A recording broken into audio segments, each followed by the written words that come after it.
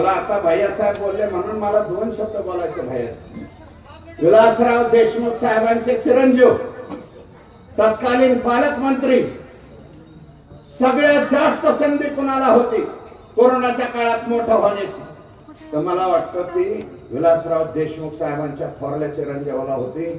कारण ते त्यावेळेस मेडिकल एज्युकेशनचे मंत्री होते. आमच्या डोक्यात राजेश टोपे राहिला, ते बिचारा निदान टीव्ही वरती येऊन बोलत तरी होता, अशा प्रकारे तसं झालंय, तशा प्रकारे असं झालंय.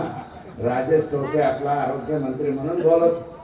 पण मेडिकल एज्युकेशन ज्यांच्याकडे सगळ्यात जास्त मोठं डिपार्टमेंट आहे ते आमचे मंत्री मात्र परदेशात होते त्या कालावधीत, असं मला वाटतं. बरं, मी याच्यापेक्षा जास्त काही बोलत नाही.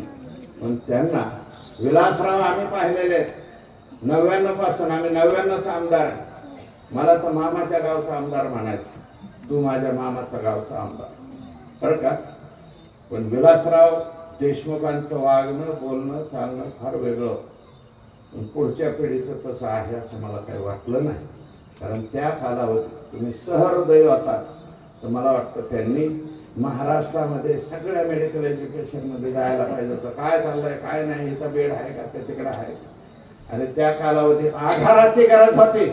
औषधोपचारापेक्षा आणि पैशापेक्षा सगळ्यात जास्त कशाची गरज होती? ए तू घाबरू नको, मैं तेरे साथ है, चल. तसंच पेशंट नीट होतो.